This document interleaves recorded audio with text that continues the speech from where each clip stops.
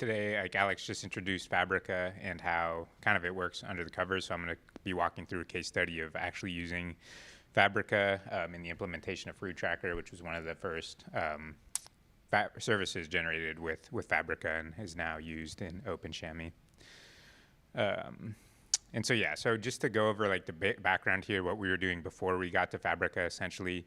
So like our first attempts to design a Fruit Tracker service from scratch, like the initial proposed architecture had 3 distinct microservices here. It had like an API, a history, and a collection service that just had this complicated means of interacting with your Fruit Tracker and tracking what's changed over time and that sort of thing. We were essentially modeling this heavily on Netbox and using like strict normalized relational schemas. And this was also influenced heavily by CSM and lots of meetings, like Alex was mentioning, like what Fabrica is designed for. Like since this was early on in the OpenShami lifecycle, we hadn't really had good standards around things, and we didn't know exactly what everything was going to look like. So at this point, we were doing exactly what Alex was talking about, having lots of meetings, having lots of people try to come up with an ideal solution that way.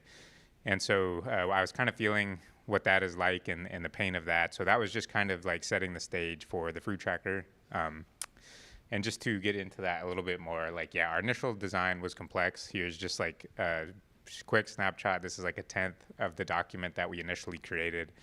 And the workflow for this was basically like we would have a meeting once a week, and then we'd get some ideas. We'd come up with like a quick proposal. Like I'd put together a quick sample like file just so we could test it out, program, and then we'd come back and get more feedback. And so we had this administrators manually mapping their BMC IP addresses to their X names, so kind of touching on that X name decision there. Like initially we were basing it off CSM, requiring that X names, but then Fabrica has this unique UUID that we use. For the Fruit Tracker, we've replaced the X names, made them optional, and used the UUID as the new feature there. And so then we also just were kind of trying to use this heavily templatized approach to it, where we were like we had diverse custom attributes, and we were trying to really fit those into just a Netbox model. Basically, if it's not in Netbox, you can't use it, and everything has to be Netbox.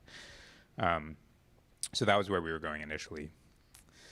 And so I won't keep talking about this so much, but just kind of more work was going into what we wanted the different services look like, how we wanted to track the changes over time, and that sort of thing. So like really what I'm trying to illustrate here is not the specific decisions. It was more like when we were doing things from scratch, when we were talking about it from the design process without really having an endpoint in mind from the start, complexity just kept building, and we kept getting more and more complicated essentially as each meeting passed week after week. And so luckily this was like right around the time Fabrica was coming into play. Maybe if it would have been a couple weeks earlier, it would have been nice. But yeah, this was like right around when Fabrica was getting wrapped up. So like as we were able to think in terms of Fabrica and have this idea in mind of what the OpenShami services are supposed to look like, that's when we were able to really simplify things with our device model, as like Fabrica started just like solving a lot of those problems that we were trying to solve with unique services and that sort of things themselves. And so we cut down from having like a bunch of different, like a BMC resource, a node resource, a chassis resource, like all that sort of thing. We cut that down just a single device resource that fit well within Fabrica's existing Kubernetes envelope model. And then we also got rid of that X name requirement, like the physical location requirement. I know, yeah, we were talking about that yesterday with Dell. You know, what if your machine doesn't have X names? Like, how do you handle that? And so we got rid of that. And then we switched the parent-child relationships to be determined in terms of the redfish tree, not the physical location in the hierarchy, which is how this was done in CSM. And just since this was previously being done with SMD in OpenShami, that meant that OpenShami had that requirement as well. So this was just some of the simplification that we got from when we started to think in terms of Fabrica. And so here I've just got like a snapshot of what the device model actually looks like today in practice. Like I know Alex was talking about what this kind of looks like with you have your metadata, your spec, and your status fields. And so like this is what this can actually look like on a real device here. This was a DIM from one of our systems. You can see in the spec we kind of have the core top level fields, and then this bottom properties field where you can basically put whatever you want in there. So like say you wanted to use X names, you could just stuff that in the properties field. Here we're just storing some random fields that I picked out, not knowing a lot about DIMs. But Yeah, so this is an example of what a Fabrica device resource will look like piped through JQ. Um, and so yeah, so like now that we've moved on to Fabrica, we instead of having like these three very complex microservices that were all working together to do complex things, we have now just this central API that's passive and agnostic to local hardware management systems. And then sites build their own stateless collectors to gather only the hardware data relevant to their specific operations. So whereas like in CSM with SMD, the initial model had SMD actually going out and gathering all that information for you through their own discovery model. But since OpenShami, we're trying to make it more generic than that. Now we have essentially a reference implementation for a gatherer that shows you like this is how you can gather these fields, and it's easily extensible, especially with the use of AI these days. And so yeah, we've got that redfish collector as like an integration template rather than like a mandated operational tool. And so here's just an example of me running Fabrica on an internal machine. You'll see we kind of just have these reconcilers running that Alex was talking about. You know, we have our SQLite database running in the back end. And then we've got some nice debug output showing the reconciler working its magic. So yeah, this was really exciting for me to get working. I mean, yeah.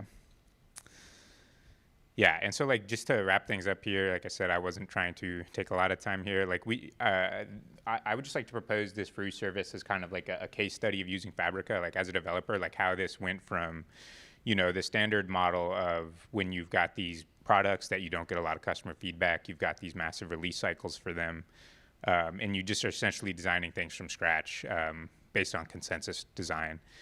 So instead of this, we moved to Fabrica, started to think of Fabrica, starting with an end in mind of how things are going to work, and this drastically simplified our process.